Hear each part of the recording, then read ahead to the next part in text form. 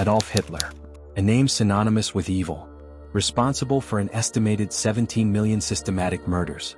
Now, consider this. Scattered across centuries and continents, 5 women wielded power with a cruelty that collectively rivaled that industrialized horror. Their tools weren't gas chambers but decrees, dungeons, poison chalices, and the suffocating weight of absolute rule. Forget the fairy tales.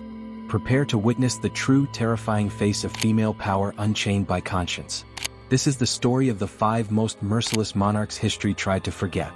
Forget the fairy tales. Isabella the Catholic. Her true legacy wasn't exploration, it was extermination. In 1478 she weaponized faith. The Spanish Inquisition, state-sponsored terror. Her targets? Jews, Muslims. Even converted Catholics whispered to doubt. Thousands accused. Witnessed the horror, the auto da fe. Victims paraded like beasts in humiliating yellow robes, the San Benito. Then, the burning. Alive. Slow. Excruciating. Flesh melting before praying crowds. A spectacle of agony disguised as piety. 1492, her final solution. The edict. 200,000 Spanish Jews, 4 months. Convert to her true faith, or abandon everything. Homes, livelihoods, heritage. Cast into exile. Destitution. Muslims followed. Erased for her, pure Spain. This wasn't faith. It was fanaticism. A crusade bathing Spain not in glory, but in fear and ash. Toledo's ghosts still whisper her name, in terror. Who wielded power with such ruthless cruelty? Who truly deserves the crown of history's most evil queens? Isabella the Catholic is number 1. But who follows? Power corrupts, but for some, it unleashes pure sadism. Meet Empress Lingchi, China's ruthless Empress Dowager Lingchi. Her evil was frighteningly personal. As China's first Empress Dowager, she didn't just eliminate rivals, she tortured them with cruel imagination. Her greatest victim? Consort Qi, a beautiful concubine who threatened her power. Lu's revenge was monstrous. She ordered Qi's arms chopped off, her legs amputated, her eyes gouged out, her ears sliced away, then forced her to drink a poison that destroyed her voice. Finally, threw the mutilated woman, still alive, into a dark, reeking cesspit. Lu named her creation Lingchi, the human pig. But the horror didn't end there. Lu dragged her own son Emperor Hui to the cesspit's edge. She forced him to stare at the unrecognizable horror that was once Consort Qi, a woman he'd known since childhood. The sight shattered him. He became a traumatized puppet, ruling under Lu's shadow. Even her family's blood wasn't safe. Suspicious of her own grandsons? Lu poisoned them. One died slowly in excruciating agony. For Lingchi, power meant weaponizing suffering. Humiliation was her strategy. The imperial court became her personal chamber of horrors. Beneath the silken robes of authority, hands forever stained crimson. Was Lingchi's intimate savagery the darkest evil? Or does the number 1 most cruel queen still await? The countdown continues. Power can wear silk and hide venom. Meet Nur Jahan, the Tigress of Agra. Mughal India's only empress to rule with her own seal. Beneath the poetry and perfume, ruthless claws. Her first target? Prince Khusro, Emperor Jahangir's own brother. Defied her? Nur Jahan ordered his eyes punctured with hot needles. Blinded. Broken. A warning etched in blood. Rivals who challenged her? Vanished. One by one. Poison was her silent art.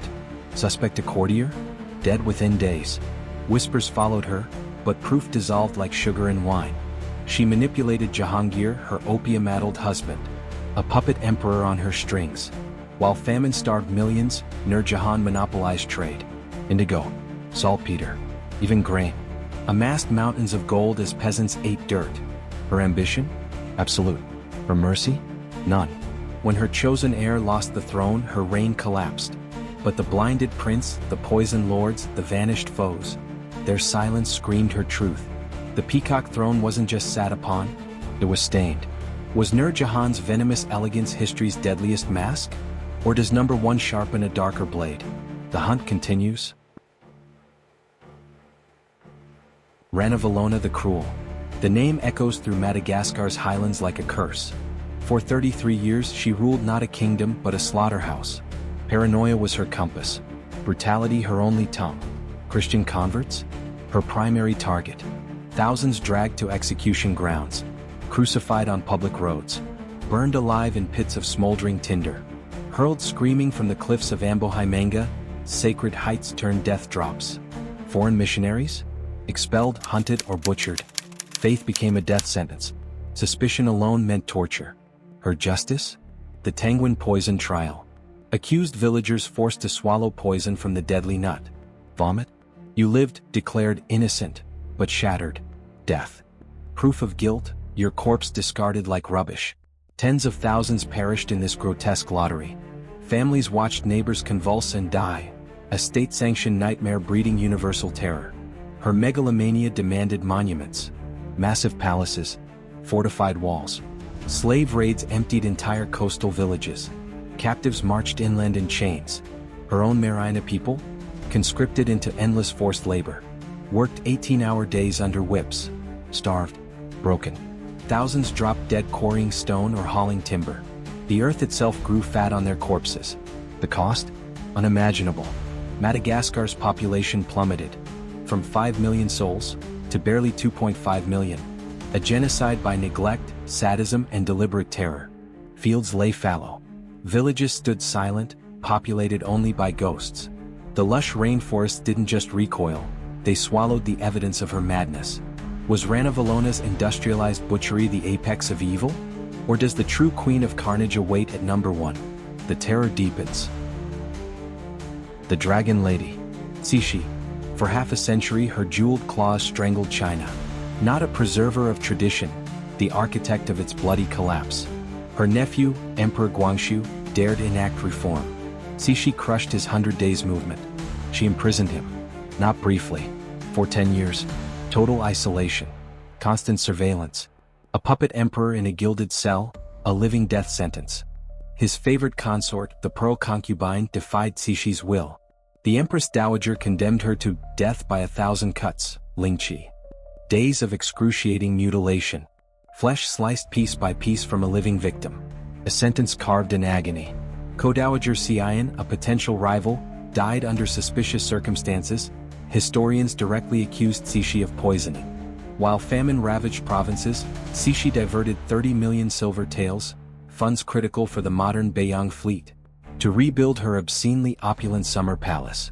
Marble terraces rose while China's warships rotted. Facing foreign pressure, Cixi cynically unleashed the Boxer Rebellion's anti-foreign fury, then callously abandoned the rebels to brutal foreign vengeance. Her reign's toll was catastrophic. Millions perished, from famines her court ignored, rebellions her repression ignited, and humiliating military defeats her corruption guaranteed. The Forbidden City stood a gilded tomb for a nation bled white. Cixi's venomous decadence stands as one of history's costliest reigns. And there you have it. 5 thrones. 5 legacies forged in human agony. Isabella the Catholic, Crusaders' zeal drowned in the screams of autos de fe. 200,000 exiled into darkness for purity. Liu Ji, the court butcher who turned consort Qi into a human pig, poisoned grandsons, and broke her son's soul over a cesspit's edge. Nur Jahan, the Shadow Empress. Prince Khusro's eyes punctured with hot needles. Dissenters vanishing in poisoned silence. Ranavalona I, the Island Devourer. Converts crucified. Thousands choking on Tanguin poison. A nation halved by her madness. Cixi, the Dynasty Killer. Guangxu entombed alive. Pearl concubine carved piece by piece. 30 million silver taels stolen from a starving navy to build marble vanity. Their common throne? Not gold. The calcified tears of orphans. Not silk. The shroud wrappings of starved millions. Power never corrupted them. Their crowns lie shattered in a sunless vault. Isabella's crucifix bent like a hangman's hook.